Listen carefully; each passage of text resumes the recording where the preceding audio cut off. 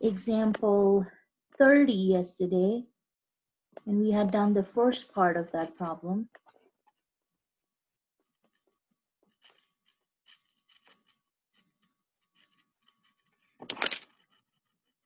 Okay, so let's see.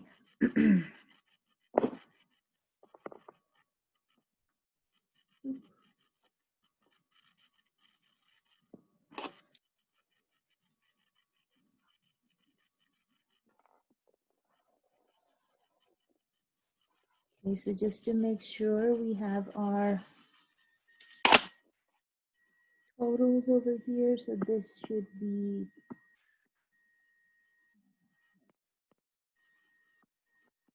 32. This one was 23. Let's see, 22.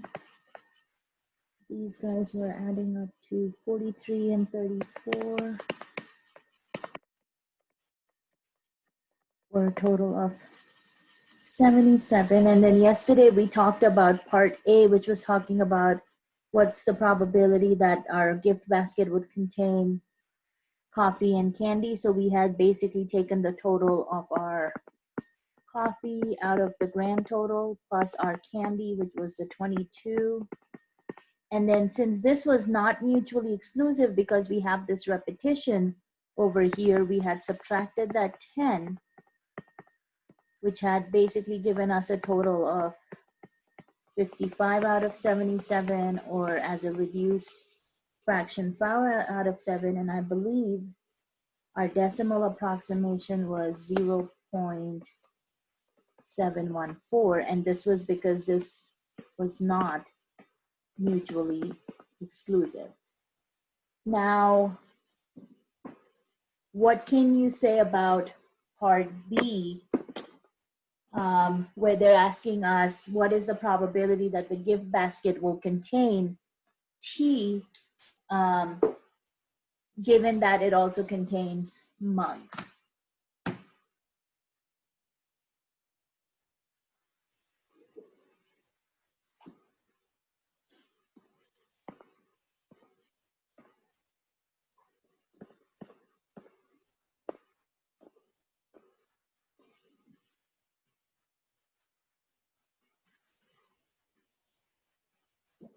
Okay, Kimberly, you've got 10 out of 77. Okay, so are you looking at basically the I guess the overlap area where you have the mugs and the tea?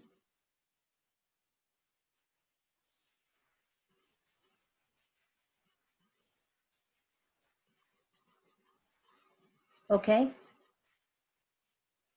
Okay, so let's think about this again. We are talking about given that tea, given that it contains mugs. So remember that given that terminology actually tells us we are looking at a conditional probability. So this one would basically be, and let me see if I can write this down. This would be the probability that we have tea, given that the gift basket also contains mugs. So this would be on the, remember the numerator, you would have mugs and tea, and then on the denominator, you would have the probability of mugs in this case. So this is basically coming from, and let me see if I can show you that conditional probability over here. Yeah, so we're basically following this formula on the bottom over here for conditional probability. So you have the A and B on the top, and then the probability of A on the bottom. So using that, we are looking at, okay, the probability of mugs and tea, which is definitely going to be this intersection over here. So that is your 10 out of 77, but then we divide it by the probability of mugs. And of course, in this case, you will see the total of our mugs is 23. So that's going to be 23 out of 77. So since both of them have a denominator of 77, you can basically write this as just 10 over 23. So what kind of probability are we looking at in this case for 10 out of 23?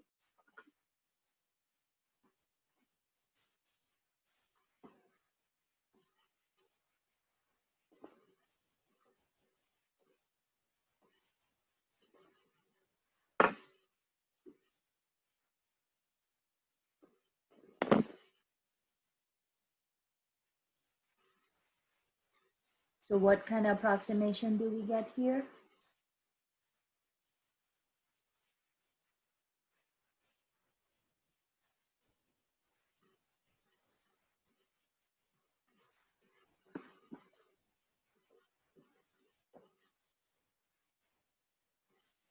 Yeah, very good. 0.435 is approximately what you are going to get. So be careful because again, like I said, the given that terminology basically tells us we are looking at a conditional probability over here. Okay, so this is conditional probability. Okay, and then what about part C? Tea and cookies. What's the probability that our gift basket would contain both tea and cookies?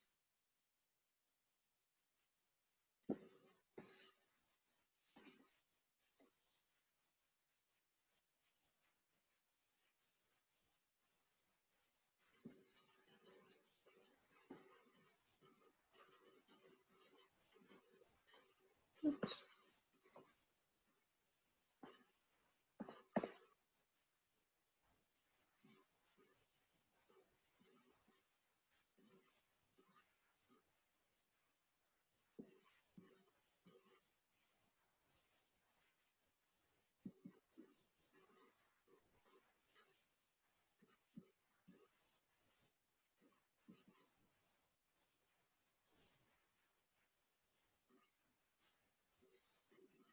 So what number would you be going for with the tea and cookies probability?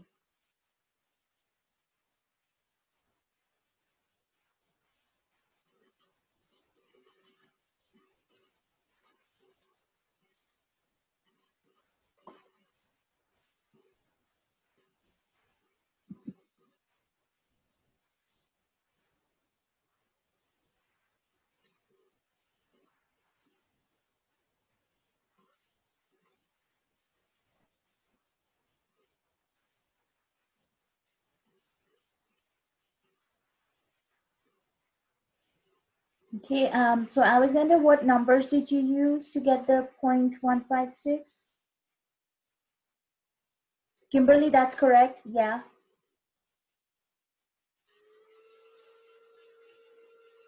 Very nice, yeah. So this one actually is specifically saying it should have both tea and cookies. So you are looking at that intersection for the tea and cookies, which will give you 12. So that's gonna be 12 out of 77. And like Alexander gave us, approximately it would be 0.156 probability. All righty, very good. Yeah, Kimberly, all right, good job, guys. So you just kind of have to see, you know, what kind of question I guess they are asking you. Now, the first one was asking us coffee or candy. So remember, this is where we also have to think about, is this an inclusive or exclusive or, and then of course in this case, you know, obviously you can see that we have the little overlap between the coffee and the candy. So this was the non-mutually exclusive example. That's why we ended up subtracting that 10 out of 77. And we saw that yesterday.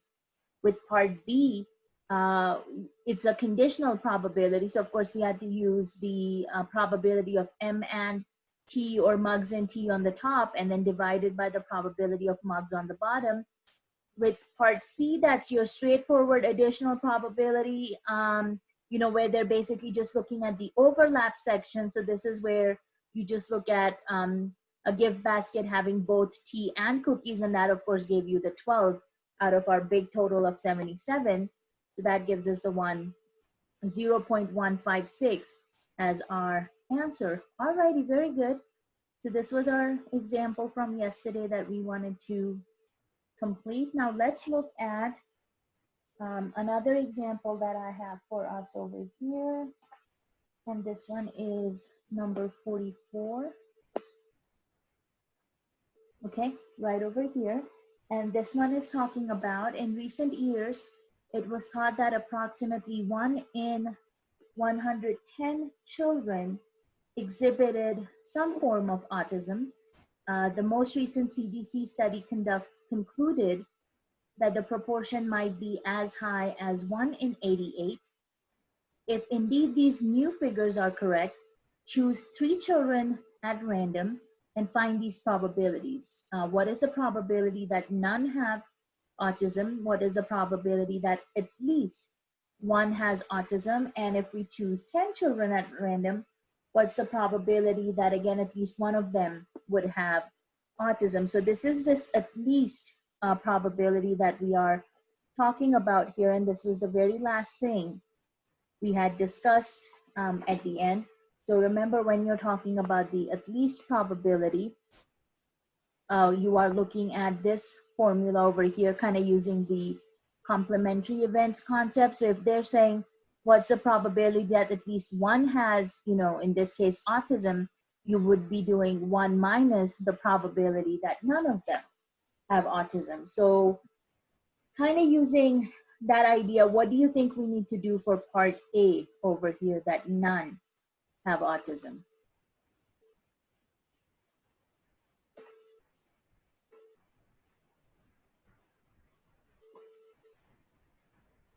And the first question, I guess, even before that, is which probability do you use? The 1 in 10 or the 1 in 88?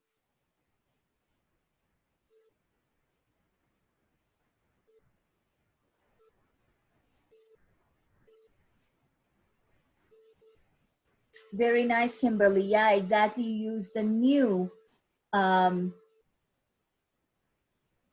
figures. Yeah, because they are saying if indeed these new figures are correct, then choose 3 children at random and find these probabilities. So you are going with the new one. Okay, so tell me, what are you going to do to find part A?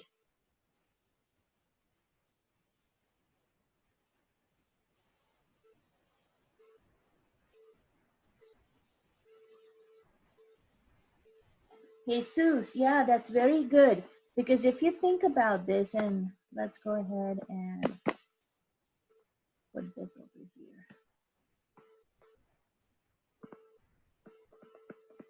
Okay, so they're telling us the probability that a child will have autism is 1 in 88, which of course then ends up telling us for a child that does not have autism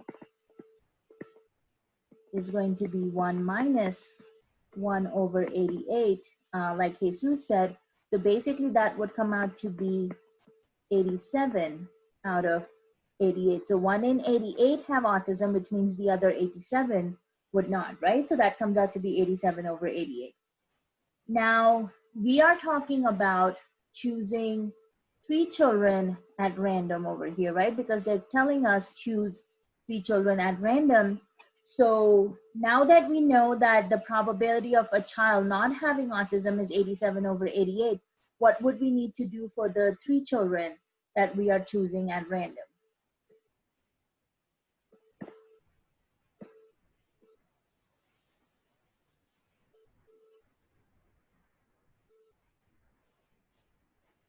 You can kind of see the examples we had done yesterday in our handout, if that helps you out. So Jesus, it should actually be 87 over 88 multiplied into itself 3 times, because the 1 over 88 would be for the children who do have. Yeah. So for part A, okay, so the part A that none of the 3 have autism, you would be taking this 87 over 88 and multiplying it into itself 3 times. Or you know what, you can actually just write it using exponents. You could just say 87 over 88 raised to the third power. So, obviously we're going to need to write these as decimal approximations because otherwise these numbers would be really large. So when you get a decimal approximation, what do you get?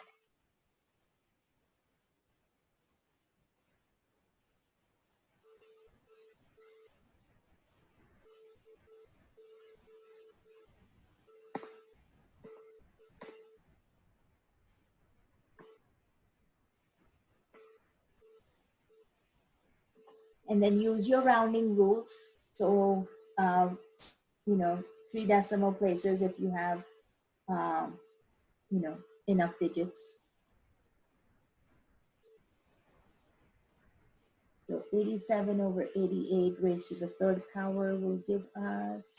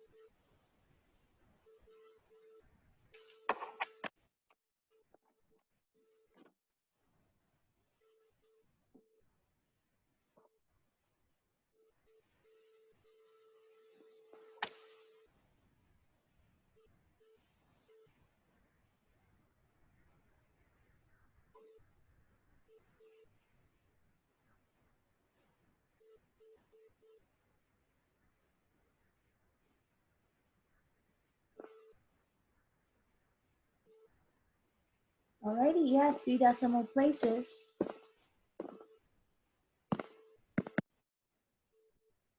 will end up giving you 0.966 because the raw answer is 0.96629 and it keeps going. So 3 decimal places would of course stop at 0.966. Alrighty, very good. Kimberly, you got the same thing. Alrighty, very nice. Right, let's look at part B over here. They want to know, again, out of the 3 children we're choosing randomly, what is the probability that at least one of them has autism? So probability that at least one of the 3.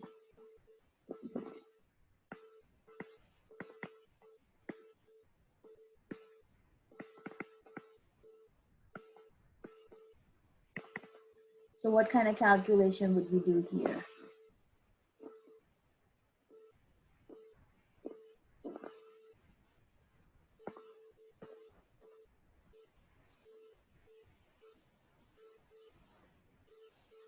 Jesus, 1 minus 0.966. Yeah, that sounds good because remember, again, as I showed you in our handout, when you're calculating your at least one, we do 1 minus the probability of none. So we've already calculated the probability that none of those 3 children will have autism. So yeah, you are going to do 1 minus the probability that none of those 3 have autism. So 1 minus 0.966. And what does that come out to be?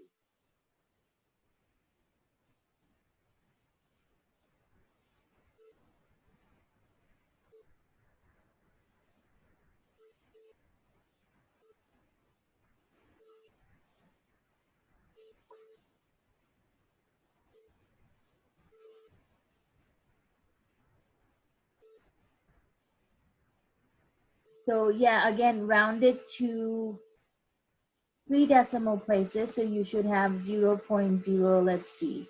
That 7 will make the 3 go up by 1. So you should have 0.034. Alrighty. And you can see, again, that's a pretty small probability because we're talking about, 3.4% that, one of those 3 might possibly have.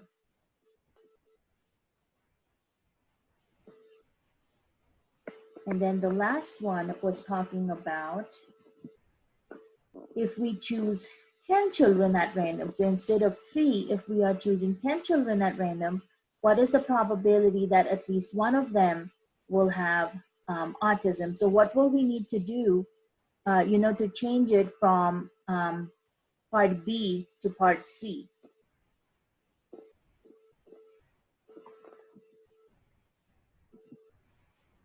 So what will we do here?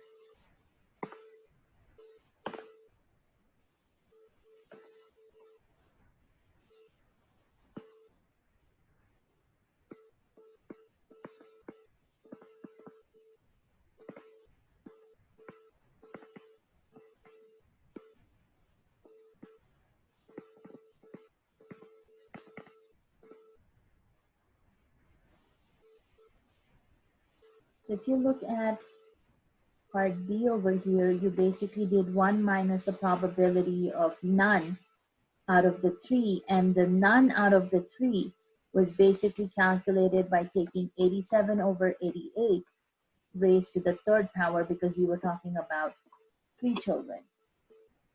Yeah, very nice, Jesus. So that's exactly what we have to do for part C, except instead of having 3 children, we're talking about choosing 10 children at random. So that's going to be 1 minus the probability that none of the 10 have autism. So that would be, again, 1 minus 87 over 88 raised to the power of 10. So yeah, very good, Jesus. So what do you think this answer will come out to be?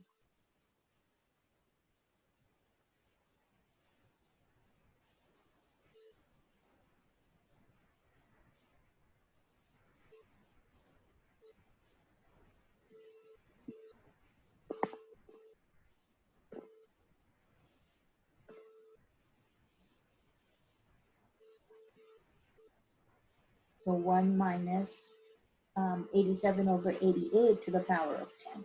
And of course, that power of 10 is only on the fraction.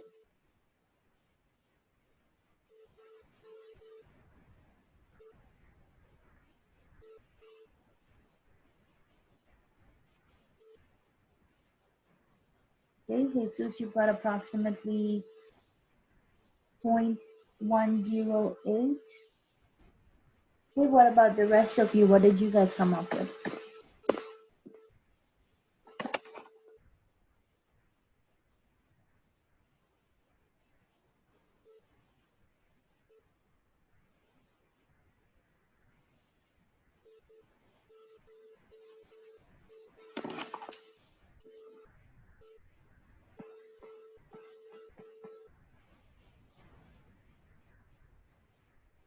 Did anybody have a different answer?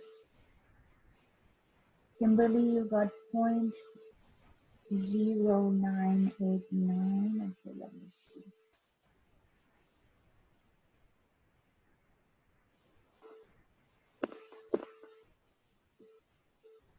Okay, so when you do the 87 over 88 raised to the 10th power, the 1 minus part will of course stay the same, and then the fraction part is giving us 89,200,1952. So it looks like, Kimberly, you are off on your, and not by much, but you're off a little bit. Yeah, check that math one more time. And then when we do 1 minus this number, the raw answer you're coming up with is 0.107998048. So when you round it to 3 decimal places, yeah, it looks like, Jesus, you do have the right answer. Very nice. So you end up getting 0.108. So again, that's about an 11% probability approximately that if we choose 10 children at random, one of them could end up with autism, which is definitely a pretty high probability. I mean, I know we're still talking less than 50%, but even that can be pretty alarming in some ways. So as you can see, our general format kind of stays the same. You are still doing 1 minus the probability of none of the children having autism, but then depending on how many children you are choosing at random, you will see how that exponential value changes on the probability of none. So just kind of keep that in mind as you are looking through these examples. Alrighty. I think we've got one more example that I wanted to talk about, but before we move on, did any of you have a question here on number 44?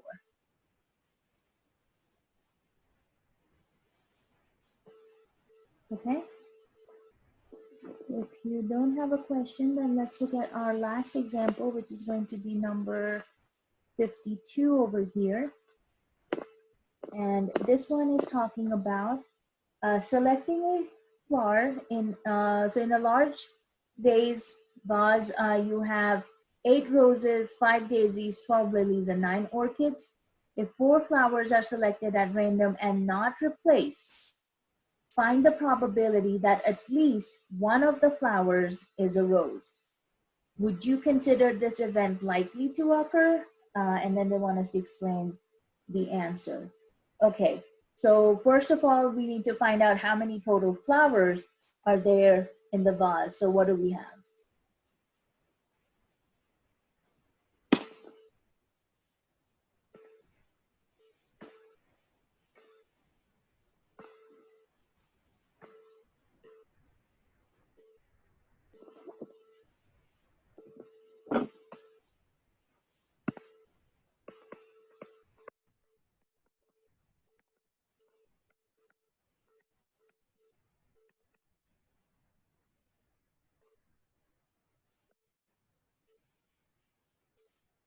Kimberly, were you able to get that 0.108 on that previous example?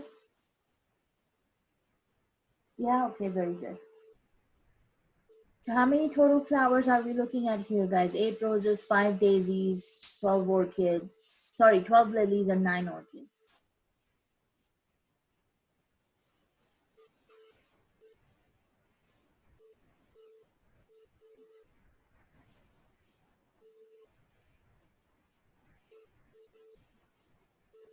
Yeah, very nice. Okay, so we've got 34 total flowers. Now, we are choosing 4 flowers at random, but the thing here is we are not replacing them. So once we choose the flowers, we bring them out. We're not replacing them. So remember, that's going to make these dependent events, which mean our probabilities will change. So let's talk about finding the probability of it's not a rose. So the probability that it's not a rose, what will that probability look like?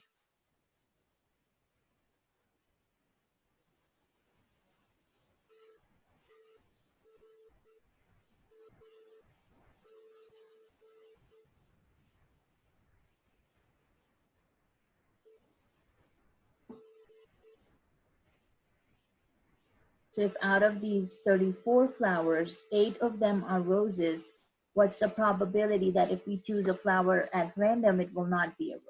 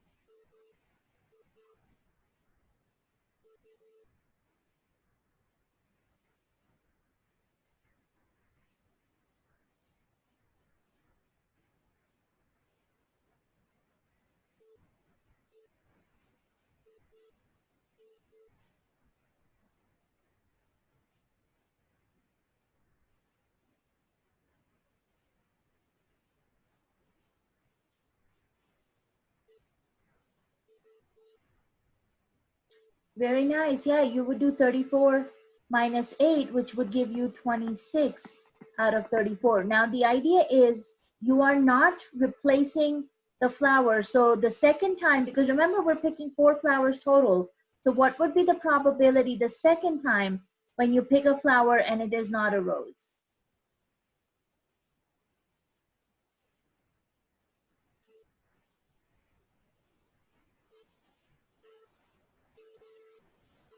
Very nice. Yeah, you go down by 1, so that would be 25 over 33. Okay, and then for the next, the third flower you choose.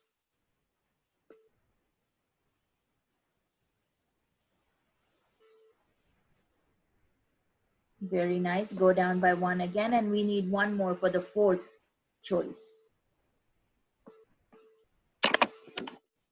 There we go. Alrighty, so 24 out of 32, and then 23 out of 31. Okay, so this will be, yeah, okay, and that's what Kimberly and Lily, both of you had. All right, very nice. So all of this is going to be the probability that it was not a rose. Now they are saying, what is the probability that at least one of the flowers is not a rose, right? So this is at least one probability, which means, and let's make this guy bigger over here. So that means you would be doing the probability that at least one of the 4 is not a rose.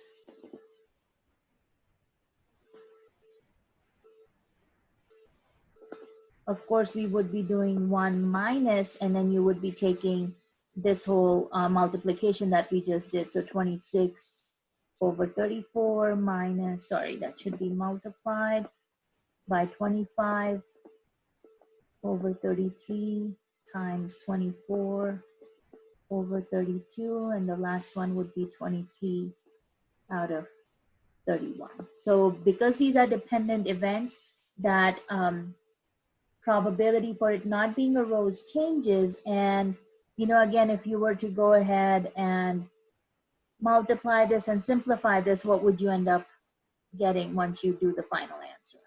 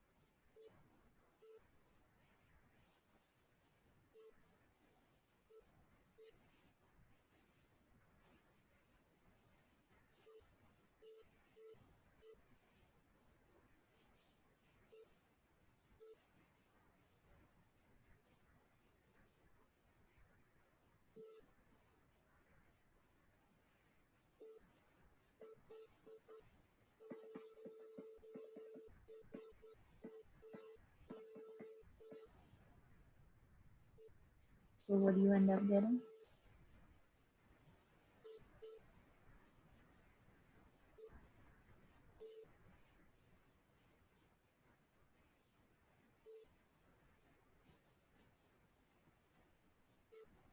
Okay, you've got 0.677634984. Okay, and then rounding it, you've got 0.678. Okay, can somebody verify that answer for me, please?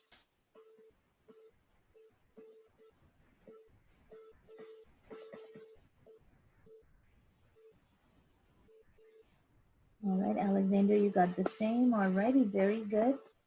Kimberly also. All righty, very nice, guys.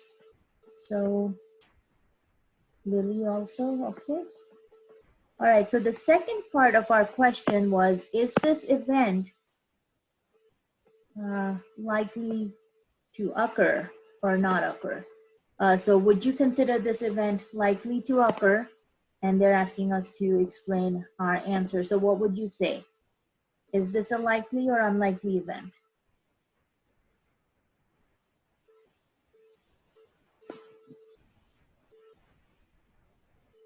Likely, and that's because you are seeing approximately a 68% chance over here, right? So yeah, we would say this is likely.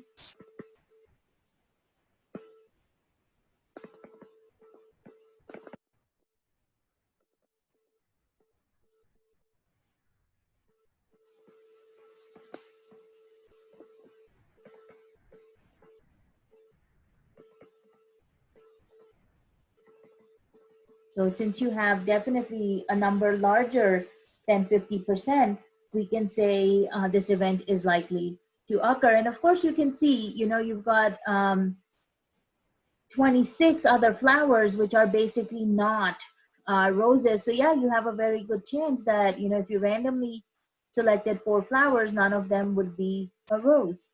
Alrighty, so this was just again another example to kind of show us, how those at least calculations end up looking like. So this was basically the last couple examples I wanted to talk about in section 4.3. So now let's go ahead and move on to section 4.4. And this is the last section in chapter 4. And this one, as you can see, is talking about the counting rules.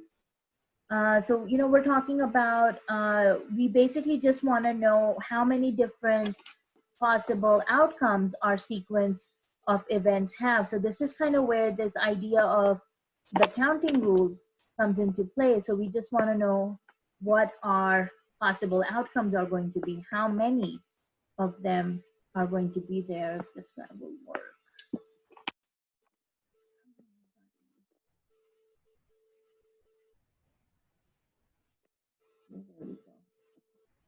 So we will be looking at the fundamental counting rule, and then we will also be looking at the permutation and combination rule. And I'm sure you guys must have seen some of that previously in just different calculations. So let's start out with our fundamental counting rule. So the idea is if you have n number of events, and they're saying in a sequence of n events, if the first one is has k1 possibilities, the second event has k2 possibilities, the third one has k3 possibilities. So if we're basically just looking at the sequence of events, you're basically going to look at how many possibilities each event is going to have, and you basically end up multiplying all of those possibilities. So your total number of possibilities for the sequence you get by multiplying all of those possibilities together. So just as an example, we're talking about tossing a coin and rolling a die over here. So they want to know what is the number of outcomes for these sequence of events. So when we talk about a coin, we know it will have 2 different outcomes because it will have either a head or a tail. And then we also know when we roll a die, it's going to have 6 different outcomes. So that's going to be, if you land on the head, you will have again 6 different outcomes from rolling a die. If you land on the tail, we would still have 6 different outcomes of rolling a die. So you can see if we just end up multiplying 2 times 6, we have 12 possibilities, and you can compare it with our tree diagram over here. And of course, you will see we have a total of 12 outcomes. So just as simple as that, take how many possibilities each event will have, multiply them together. We've got another example over here. A paint manufacturer writes, a paint manufacturer wishes to manufacture several different paints. We're saying the categories include the color, and you can see we've got 1, 2, 3, 4, 5, 6, 7 different types of colors. We've got 2 different type of paint, so latex and oil. We've got 3 different textures, and of course we've got the usage, which could be indoor or outdoor. And they want to know how many different kinds of paints can be made if you select one from each category. So 1 color, 1 type, 1 texture, and 1 use. So if you just go ahead and multiply these numbers, 7, 2, 3, and 2, you will see on multiplication, we end up getting a total of 84 outcomes. Now, you can also use a tree diagram in something like this, but it's going to get pretty big and pretty vast, because you have like 7 different types of colors, and then 2 types of paint, the texture, and use. So you will have a lot of branches coming out from each of those options. So even though you can use a tree diagram here, it's going to be obviously more straightforward by just taking each possibility and multiplying them together, and we have a total of 84 outcomes. Another example over here is the 4 blood types, A, B, then of course A, B, and O. And then we can also break down each blood type into Rh positive and Rh negative. So they are saying we have 4 blood types. We have 2, the Rh factor. And then we're also breaking it down into whether the donor is classified as male or female. So they want to know how many different ways can a donor have his or her blood labeled. So if you think about it, we have 4 blood types. You've got your AB, the combo, and then of course blood O. Each one is then broken up into its Rh factor, positive, negative, and then each one is further broken down into the male or female. So you can see by the time you get through all of these different combinations we have, that ends up becoming 4 times 2 times 2, the total of 16 different outcomes. And again, if you count all of these outcomes from our tree diagram, you will see that comes out to be a total of 16 outcomes again. So, again, just multiply all the different possibilities you have, and that's what your counting rule basically does. Now, they are saying when determining the number of different possibilities of the sequence of events, you must know whether repetitions are permissible. So here in an example, we're looking at the first year the state of Pennsylvania issued railroad memorial license plates. The plates had a picture of a steam engine followed by 4 digits. Assuming that repetitions are allowed, how many railroad memorial plates could be issued? So, we are talking about using basically 4 digits. So, your digits would be going from 0 to 9, which is a total of 10 digits. So you could basically do 4 places. So that would be 10 times 10 times 10 times 10. And when you multiply, you of course end up getting 10,000. So as you can imagine, those are definitely not going to be enough. So you can see they were talking about, actually there was such a demand for plates that Pennsylvania had to use letters also. So, they could get more combinations out of that and they could issue more plates. Now, this is where, they are saying repetition is allowed. So technically a person could end up with a license plate that had, 44444, all digits would be the number 4. So, that's kind of what happens when you allow repetitions. Now, they are saying if repetitions are not permitted, so in that case, obviously your choices would, be less than when you were allowing repetitions. So in this case, what would happen is then the first digit or the first spot would of course have all 10 digits, but then, whichever digit got used in the first one, you wouldn't use it on the second one, and then of course no repetition.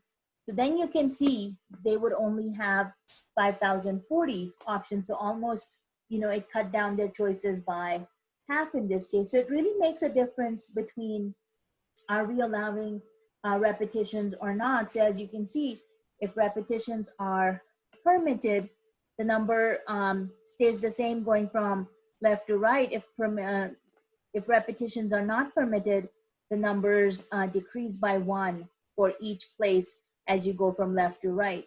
So in this case, all our numbers stayed the same. You had 10 times 10 times 10 times 10 with repetitions being allowed. But if repetitions were not allowed, then it went from 10 times 9 times 8 times 7. So that number kept decreasing by 1. And this is kind of the same thing that happens when you are using factorials.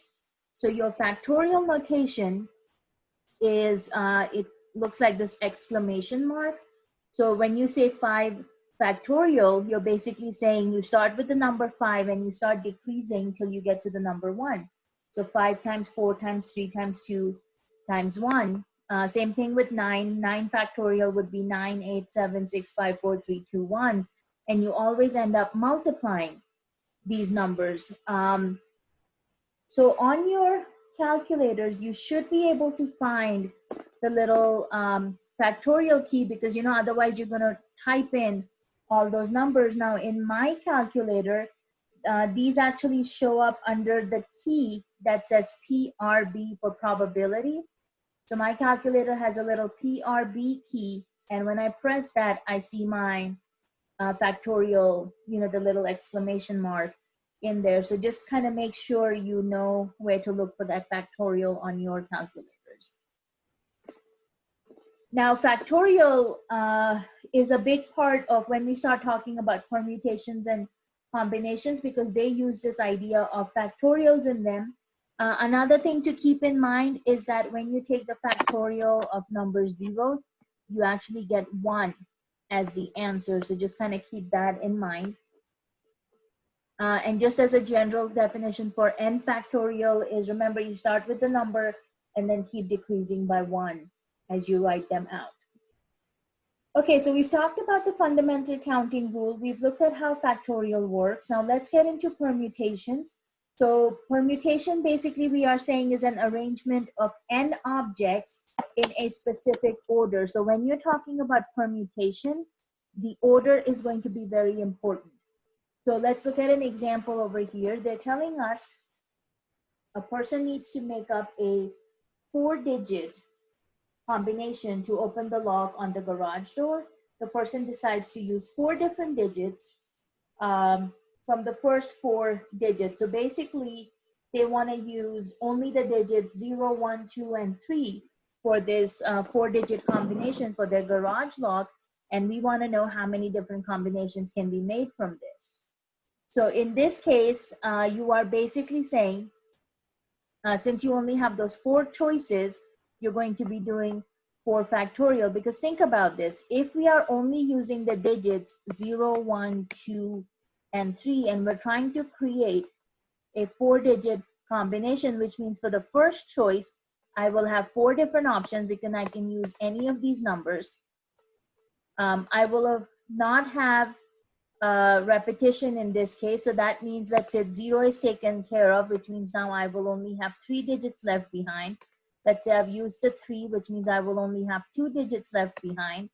And then for the last one, I will only have 1 digit left behind. So that's where this idea of the 4 factorial comes into play. So you can actually have 24 different combinations just by using the digits 0, 1, 2, and 3, depending on, do you write it as 0, 3, 2, 1, or do you write it as 1, 3, 0, 2, just all different combinations. So you can have 24 of those combinations basically by using the digits 0 to 3.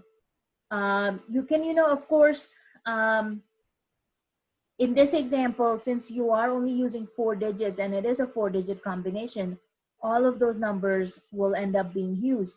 But they are saying, okay, what happens when not all the objects are used up? So let's take a look at example 6 over here. A business owner wishes to rank the top 3 locations selected from 5 locations for a business. So out of 5, we want to rank the top 3. So how many different ways can she rank them?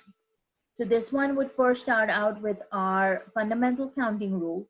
So we're only looking for the top 3 choices, which means for the first one, we would have all 5 of the business locations that we're choosing from. So you would have 5 locations here. Now, when you have chosen that top location, of course, that one goes out of the pool, which means now you would only be left with the 4 locations.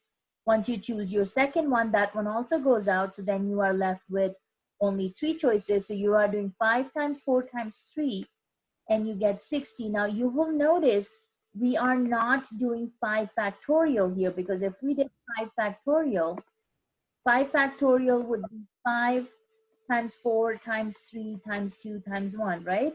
But we are only interested in the top 3 locations, which means we didn't actually end up using that last 2 calculation parts, times 2 and times 1. So that's actually how we define this permutation rule. Because in this case, those 2 choices would be left unused, and that's kind of what they're talking about here. So we are saying for permutation rule 1, an arrangement of n objects in a specific order using r objects at a time is called permutation of n objects taking r objects at a time, which is kind of a repetition. But basically you write it as a permutation of n p r, and the formula is defined as this. So basically, if you look at this example that we just talked about, we had a total of 5 locations, and out of the 5 locations, we were only choosing the top 3. So you would end up doing that 5 factorial on the top, but like I was showing you here, we're not really using all the numbers from the 5 factorial. So to not use that 2 times 1 at the end, that's why you have this little division here, which would be 5 minus 3 factorial on the bottom. And what this would actually end up giving us, you would have 5 factorial, which is 5, 4, 3, 2, 1 on the top. 5 minus 3, of course, is 2 factorial. So since this guy comes out to be 2 factorial on the denominator, you would have 2 times 1 on the bottom, which would actually end up canceling those last 2 terms out, and you would be left with essentially 5 times 4 times 3, which is what we did here using the fundamental counting rule. Now, this was a simple enough problem that you did not really need to use permutation in here, but when you're dealing with really large numbers like in thousands or 10,000s or more, you really don't want to think about the fundamental counting rule in those instances. We just kind of use permutations in here to help us do that. But that's kind of how this idea of when you are not using all the digits, how does that end up working in our calculation? And that is answered by this permutation rule 1 over here. So again, the way this permutation works is you have a total of 6 choices. You're only selecting 4 out of those 6. So that's going to be the factorial 6 divided by 6 minus 4 factorial on the bottom. So again, you can see 6 factorial. We go ahead and break it down into 6 times 5 times 4 times 3 times 2 times 1. And then on the denominator, 2 factorial will help you cancel out those last 2 terms. So you end up just multiplying 6 times 5 times 4 times 3, which ends up giving you a total of 360 different outcomes. So again, guys, on your calculator, you have that permutation key, which is again under the PRB or the probability key. So you can use those also to help you out with the calculation. Now in my calculator, I would have to type the first number. So in this case here, you have 6. So you would type the 6 in, then you would click on that permutation key, and then you would type the 4 in and hit enter, and that should give you the answer of 360. So just kind of play around with your calculator and make sure you know how to use these different keys in there. Okay, so going back to example 6, they are also talking about, if the 5 locations were taken and then arranged in order, which means out of all 5, you are selecting all 5 of them. You're just kind of ranking them as the top, 5 locations out of 5. You would actually end up getting just that 5 factorial, because on the denominator, 5 minus 5 would end up giving you a 0 factorial, which comes out to be 1.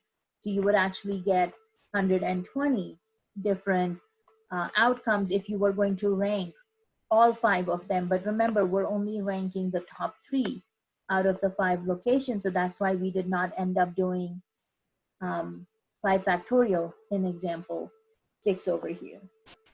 So just again, the same calculation that I showed you, out of the 5 locations, we only chose 3. And so you can essentially see we just ended up doing the same calculation of 5 times 4 times 3, but this time you're using the permutation rule instead of using the fundamental counting rule. And that's what we're going to be using going forward. So example 7 here is talking about a radio talk show host can select 3 out of 6 special guests for her program. So again, we're not using all 6 of the guests. We're only using 3 of them. So they are telling us the order of appearance is important.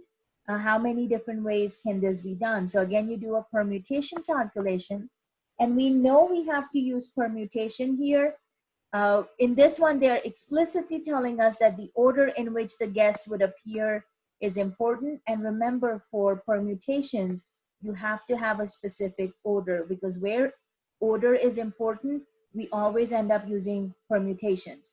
So then this calculation, as you can see, 3 guests out of 6 will give you 6 factorial divided by 6 minus 3 factorial, which of course, the 6 factorial, you can write it as 6 times 5 times 4 times 3, and you don't break it down anymore. You just leave it at 3 factorial, because we know those 3 factorials will end up canceling out. You're just multiplying 6 times 5 times 4, which is 120 different ways you can arrange how those guests would show up on the talk show.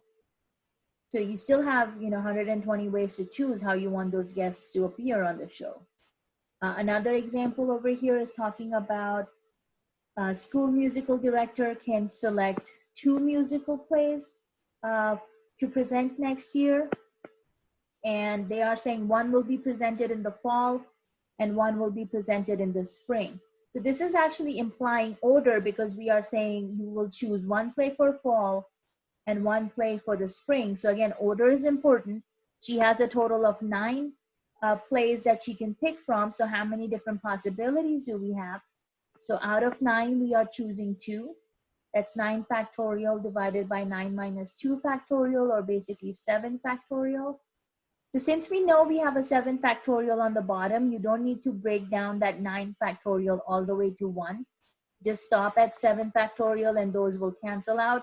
You're just doing 9 times 8, which will of course give you 72 different possibilities of how you can, arrange those 9 plays to choose 2 out of them. So remember, in all of these, the order was important. Now they are saying all items involving permutations were different in the examples, but when some of the items are identical, you actually introduce a permutation rule too. And what they're talking about having identical items is, you will actually see in this example right over here. So we're talking about the number of permutations of n objects. When R1 objects are identical, R2 are identical, RP are identical. So you will actually see we have n factorial on the top, but then depending on how many identical objects we have, we do R1 factorial, R2 factorial, RP factorial on the bottom. And of course, all of them have to add up to that same total of n. So this actually works for repetitions or identical items. Like they're talking about how many permutations of the letters can be made from the word statistics. So if you look at this, we have 1, 2, 3 S letters in there. We've got 1, 2, 3 T's in there, and then of course you've got 2 I's in there, and there's only 1 A and 1 C in this word statistics. So you can see these are the identical objects we are talking about. There are 3 S's, 3 T's, you've got 2 I's, and then 1 A and 1 C. So that's a total of 10 letters that we have in the word statistics. So that's going to be your 10 factorial on the top. Then we have 3 S's, we have 3 T's, you have 2 I's, and then just the 1 A and the 1 C. So you can see how we go ahead and do the 10 factorial on the top, and then we break down all the factorials on the bottom. Now, when I see, calculations like these, I can see I have 3 times 2 times 1 on the top and bottom. So you can actually go ahead and cancel those out. So 3 times 2 times 1, 3 times 2 times 1, then 3 times 2 is 6. So you can cancel that out with a 6. You can do 2 goes into 4 twice. So you can go ahead and simplify that and then just multiply what's left behind, which is your 10 times 9 times 8 times 7 times 5 times 2. And all of those product will come out to be 50,400 different possibilities. So we are saying if you just take these 10 letters that make the word statistics and you rearrange them, there are 50,400 different permutations or different possibilities how you could rearrange those letters. They may not necessarily make a word we recognize, but you can definitely arrange them in 50,000 some odd ways. So just kind of keep in mind that whenever you are looking at permutations, those are always going to be when your order is important. We also have a permutation rule too, which is going to be, when you have identical objects within your same set of values that you're looking at. And then we also have a calculation which is called combinations. And this one is talking about, suppose a dress designer wishes to select two colors of material to design a new dress. And she basically has four colors on hand. And how many different possibilities are there that out of these four colors, she can choose two. Now, in this case, in which order she selects the color is not important. So let's say, if she's going for red and yellow as her choices, it really doesn't matter if she picked the yellow first or if she picked the red first. So in this case, your order of selection is not important. And so we are basically saying this type of a calculation or selection is what we call as a combination. And it's really the only difference between a permutation and a combination is that the order of arrangements is not important in a combination. Order is always going to be important in permutation. Okay, so without regard to order, you are using the combination rule. So just as an example over here, they're talking about the difference between combination and permutation. We've got four letters over here, A, B, C, and D. And you can see we are creating permutations based on groupings of two. So you've got AB, AC, AD, and then you have BA, BC, BD, and all of those other combinations you can see in there. Now, when we're talking about combinations, your BA and AB are actually the same possibility. So in permutation, AB and BA are different because in AB, we selected A first and then we selected B. With BA, we selected B first and then we selected A. So in this case, if order is important, these would be your permutations. But when order is not important, we actually don't have to worry about writing BA because AB and BA takes care of that. Same thing with AC. AC and CA is going to be the same thing. So we don't need CA when we're looking at combinations. AD and DA again are going to be the same thing. So we don't need DA either. BC, CB are going to be the same thing. So you take that out.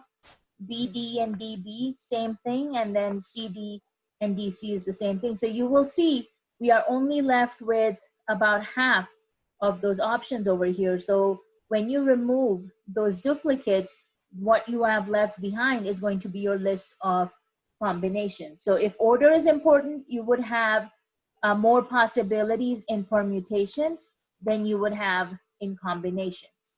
Okay, so again, kind of keep that in mind. And you can kind of read, they're talking a little bit about, keeping them in alphabetical order and that sort of thing, but that really is not very important. Okay, so combinations are used when order or arrangement is not important. And you will see when you look at the formula for the combination rule, it looks very similar to the formula for our permutation rule, which was n factorial divided by n minus r factorial. We have that same thing over here with the exception of we now add that r factorial, and that r factorial on the denominator is actually helping us remove these duplicates. So whatever duplicates we have that we get in the permutation rule, you are getting rid of those duplicates by dividing by r factorial. So basically your combination rule is your permutation rule divided by r factorial. That's the only difference between those two rules over here. So let's take a look at our first example here. They want to know if from a total of 4 objects, we are choosing 2 of them, how many different combinations there can be. So you just take 4 factorial on the top, 4 minus 2 factorial on the bottom, and then again a 2 factorial. So basically you end up getting 4 factorial divided by 2 factorial times 2 factorial. Clean up what you can, and looks like we ended up getting, there should be a 2 over here actually. So 3 times 2 will give you a 6.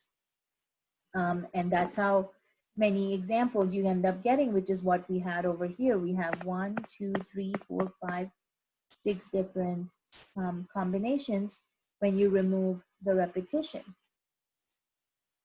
Oh, looks like they are mentioning that here in your notes. Okay, so yeah, just your combination is the permutation rule divided by r factorial. And just kind of keep this little rule here in mind. If you have n objects and if you are selecting all n of them, you will only get one combination, because, you know, again, we don't care in what order you end up selecting them. So your answer would come out to be 1. Okay, so this one here is talking about the director of movies at the park has to select 4 movies out of a total of 10 movies. How many different selections can be made? So that's 10 factorial divided by 10 minus 4 factorial, which would be 6 factorial. And then to remove the repetitions, we divide by 4 factorial again. Clean up everything, and looks like you end up getting 210 different combinations that they could select and show those 4 movies out of a total of 10 movies here. This is another example where this one actually takes 2 different sets of examples and puts them together. So we are saying there are 7 men, 7 women, and 5 men in a club. If we are forming a committee that has 3 women and 2 men, then how would you choose, you know, those different positions to be filled by these people? So basically, out of 7 women, we have to choose 3, and out of 5 men, we have to choose 2. And again, in this case, order is not important. So you will see for the number of women, we end up doing a combination with the numbers 7 and 3, which will give us 35 as our answer. And for the number of men, out of 5, we are choosing 2, which ends up gives us 10 different ways. Now together they are going to form the committee. So then what we do is we take the 35 ways that we got from the women and the 10 different possibilities or 10 different ways from the men, and you end up multiplying them, and you will end up getting 350 as your answer. So this is actually an example where we are using combinations along with our fundamental counting rule, because we end up multiplying that 35 by 10, or you can write it like this over here instead of doing it individually, and you would still get the same answer of 350. So it really doesn't matter how you end up using them. So you've got your fundamental counting rule, we've got 2 different permutation rule, and then we have our combination rule. The only difference here is for permutations, order is important, and for combinations, the order is not important. So just a quick overview of all those different rules. Now let's go ahead and take a look at some examples over here.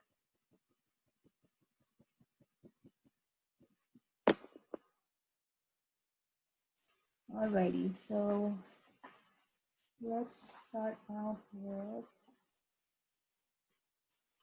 how about number 4 over here? So the one thing, guys, you have to remember is they're not always going to tell you that order is important or order is not important. So sometimes you may have to look at the example and then decide, you know, do we use permutation or combination rule? So number 4, we're talking about how many different ways can a visiting nurse visit 9 patients if she wants to visit all of them in one day. So we just want to know, and you know, how can she see all of these different patients? So the first question is, what rule are you going to use over here?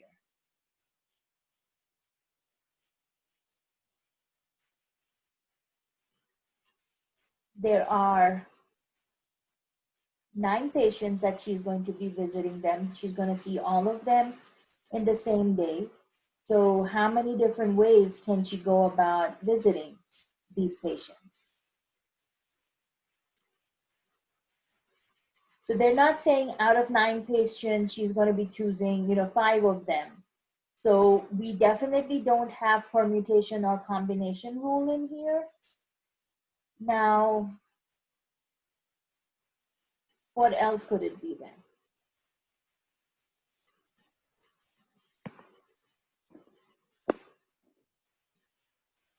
Kimberly, actually, it will not be combination, because for combination or permutation, out of the 9 total patients, she would only be seeing some of them. She wouldn't be seeing all of them. Hey, Jesus, that's actually right. Yeah, you are going to use 9 factorial because, basically she's going to be visiting all 9 of these patients. So, once she sees the first one, she would obviously not be visiting that patient again. She would go to the next one. And as you can see, as she keeps seeing these patients, that number is going to keep going down by 1. So she would actually end up with 9 factorial. And Lily, you have given us, let me see. Oh, there we go. 362,000. Yeah, 880. Very nice. So this will come out to be,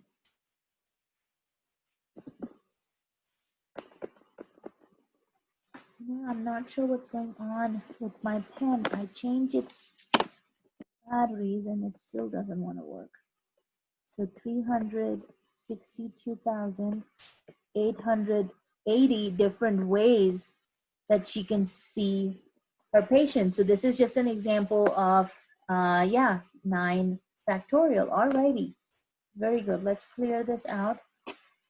And let's see for our next example. How about number 8 over here? So this one is talking about the call letters of a radio station must have 4 letters in them. The first letter must be a K or a W. How many different station call letters can be made if repetitions are not allowed and if repetitions are allowed? So there's 2 different calculations they want us to do. So what can we do over here? They're saying the radio station must have 4 different letters. So that's definitely 4 different options we are looking at. Now they're telling us the first letter must be a K or a W. And the first question we want to answer if repetitions are not allowed, which means after you have selected a letter, you cannot use it again. So how would you set up this first part?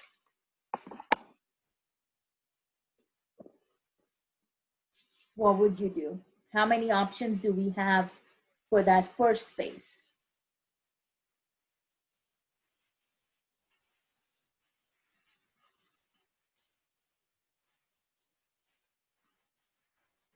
Yeah, very nice, Alexander, because you can only choose between K or W, and that's what Maya also had. All right, very good. So you only have 2 options for this first spot over here.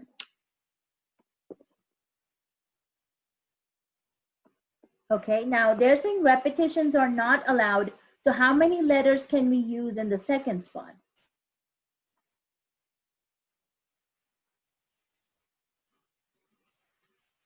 Very nice, because whether you have used K or W, you will not be able to repeat it. So you would only have 25 remaining from the 26 letters. You can only use 25. And then after that,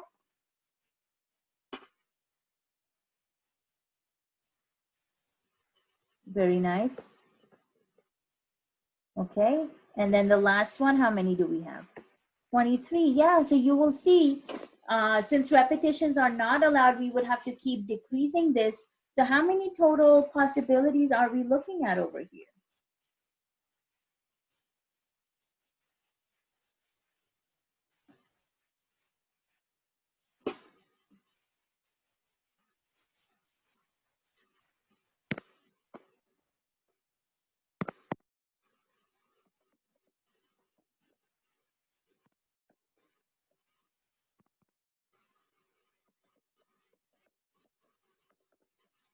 Very nice. 27,600. Lily, Maya, Kimberly, okay.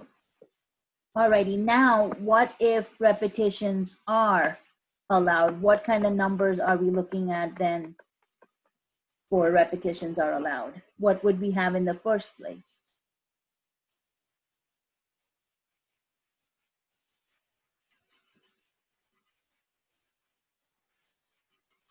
Yeah, very nice. It would still be 2. Very good, Lily, because you are still only choosing between K or W. Now, how many letters can we have in the second spot?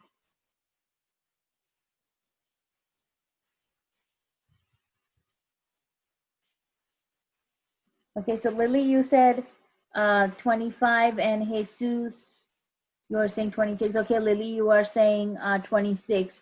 Yeah, because they are telling us repetitions is allowed, which means the letters can repeat themselves. So that actually means all of these places will be 26 letters. So in this case, then how many more options are we looking at then? Yeah, you can see how when we allow repetitions, your possibilities increase because now you have, let's see, Maya, you've got 35,152. So Lily, you got the same thing. All right, very good. So yeah, you can see how the number of repetitions will, your number of possibilities will increase. Alrighty, so this was using our fundamental counting rule over here in number 8.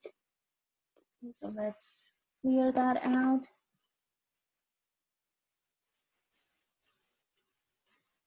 Okay, how about, just so that we can get you comfortable using your calculator over here, let's look at number 14 here.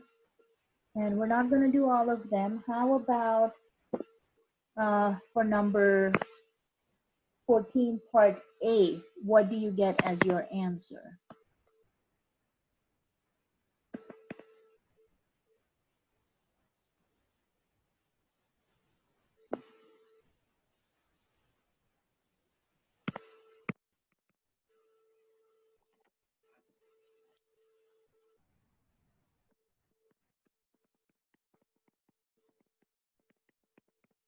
Okay, you guys have 720. Alrighty, very nice. Okay, how about part F, permutation rule, using 11 and 4.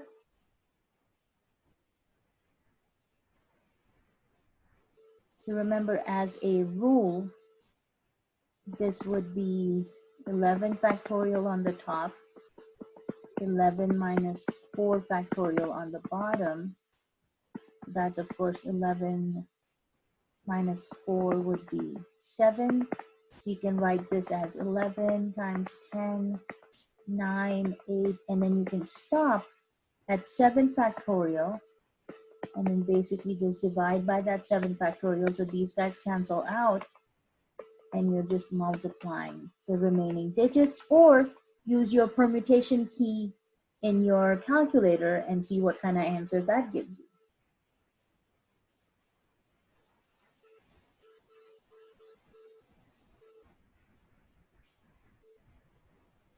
Jesus, I got a number pretty larger than that.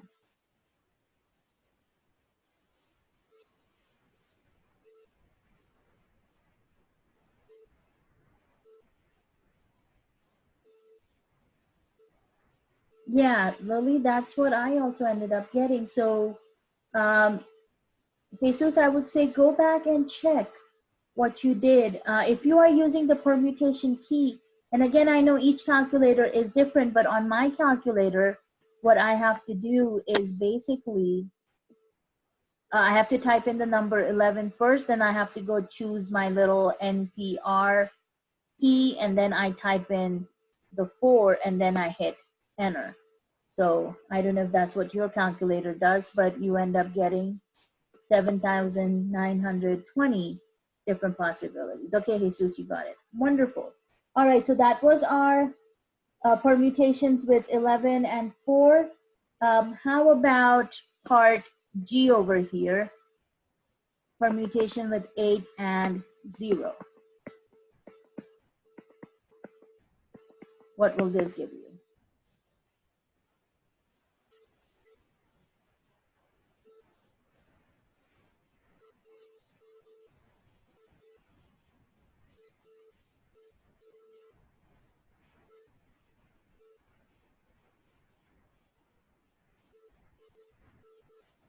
Very nice. Yeah, because when you do 8 minus 0 on the denominator, that just ends up giving you 8 factorial. So they will actually cancel each other out and just give you 1 as the answer. Yeah, very nice. So just a little, like I said, to get us comfortable with our calculator over here. Alrighty, let's look at our next example that I have for us.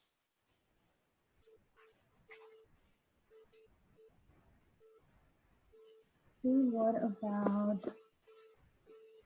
number 24?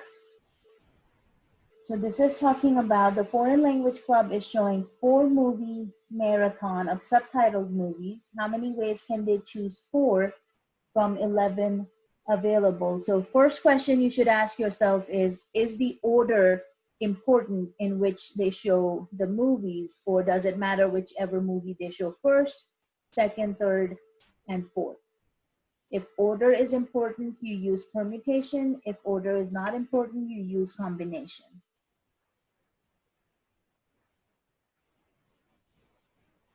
So what do you say?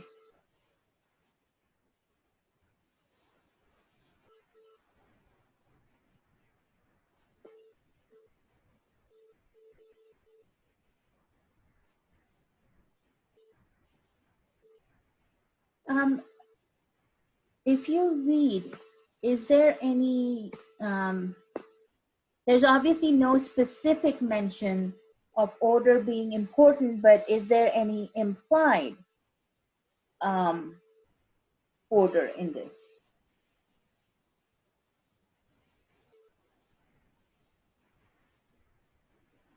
Not really, because you know how in the drama club they had said one would be chosen for spring, one would be chosen for fall. So they don't even have a mention of anything of that in this case. So honestly, I would say order is not important. So when order is not important, you can use combination. So remember, when you are using combination, out of a total of 11 choices, we are choosing 4, so that would be 11 factorial divided by 11 minus 4 factorial. And then remember to remove the repetitions. We do that 4 factorial again. So you would actually have 11 factorial divided by 11 minus 4, which would again be 7 factorial, and then 4 factorial. So what will this end up giving us as an answer?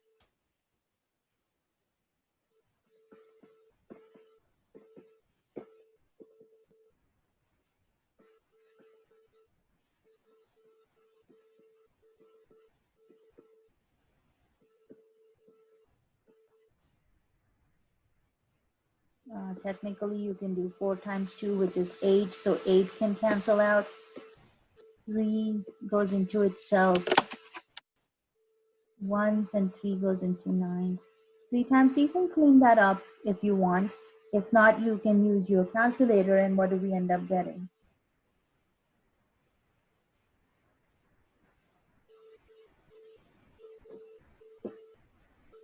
Hey, Lily, you've got 330. Can somebody else verify that for me, please?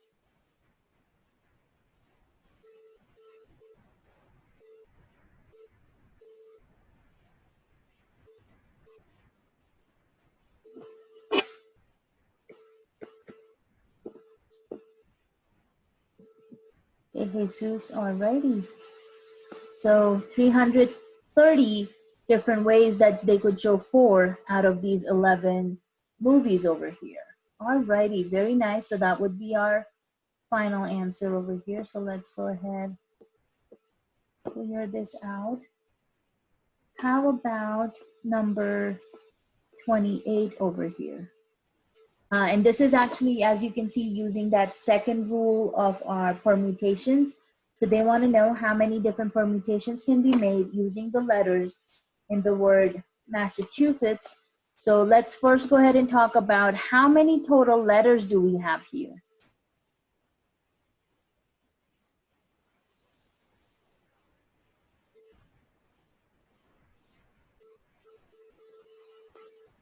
Very nice. We have a total of 13 letters. So in this case, we would say n equals 13. Okay, now let's do a breakdown. How many m's do we have?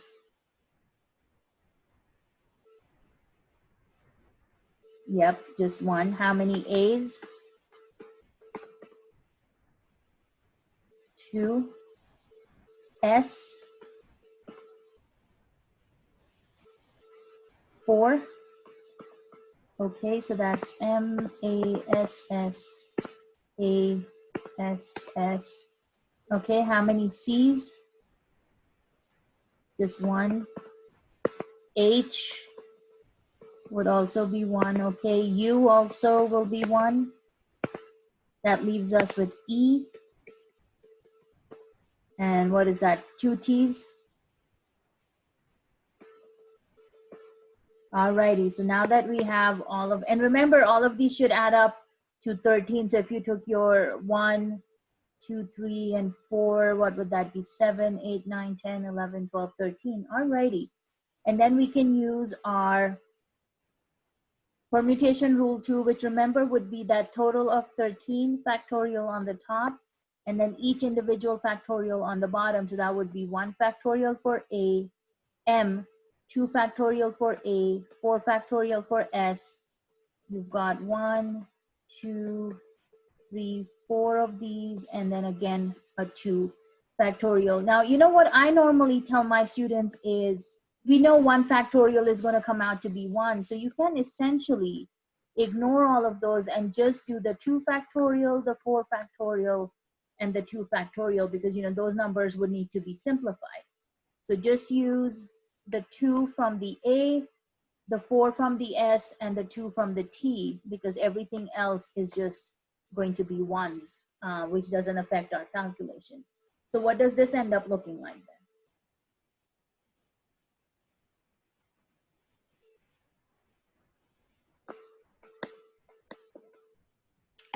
How many different ways can we rearrange the letters from the word Massachusetts? How many permutations do we have?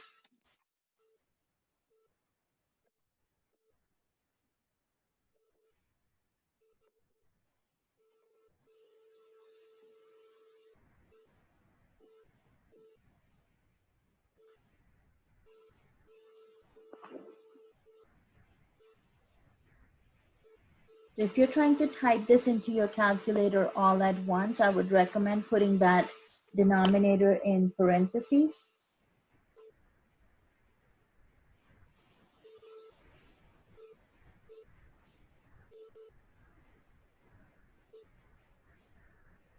Okay, so I've got, oh, what is that? 64 million?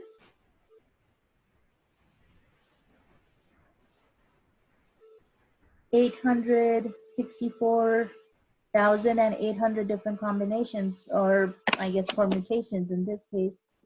Alrighty, let me see. We got 64 million, 864, come on, 10. He doesn't want to write. 400, sorry, 864,800. Wow, that's a lot of different ways you can rewrite using the letters from the word Massachusetts. But yeah, you can kind of see how this calculation comes out to be. Alrighty, very nice. So again, that was to show you how the second rule for permutation works out to be. Really quickly, let's look at, just want to make sure you guys are comfortable with these combinations over here. So let's just do a quick example. out of this one. How about part B? What answer do we get for it? And part E over here.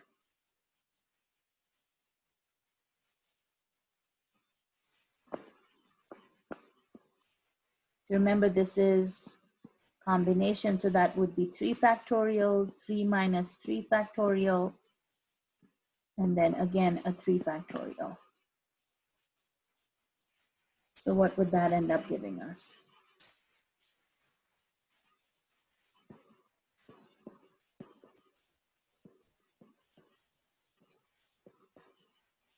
Yeah, because 0 factorial becomes 1, so you basically just have 3 factorial divided by 3 factorial, which would end up giving you 1. Maya, you've got 36 for part E. Okay, so that would have been 9 factorial, 9 minus 7 factorial, and then again we would do a 7 factorial.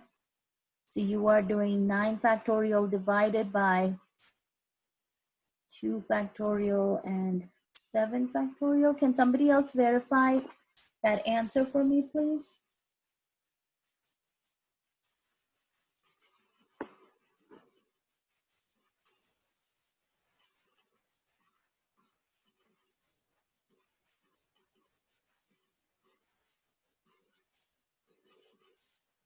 Okay, Alexander, you also got 36, so Maya and Alexander. All righty, very good. So I have a couple more examples that I wanted to talk to you guys about. So how about we finish those 2 examples in class tomorrow, and then you guys can take your chapter 4 exam tomorrow. So I think I need to extend the deadline in Connect Math. I think the deadline was for today, because one of these examples I want to show you, in the past, students have had a little bit of trouble, and I think this is one example that actually does show up on your exam. So I do want to talk about that before I give you guys permission to take your exam. So we can do your exam tomorrow. Again, at the beginning of class, just let me know when would you like to take your exam, and then we will go ahead and set it up accordingly. So I'll go ahead and extend the deadline, and I will see you guys in class tomorrow, okay? All right, guys, be careful, take care, and I will see you tomorrow. Bye. Bye.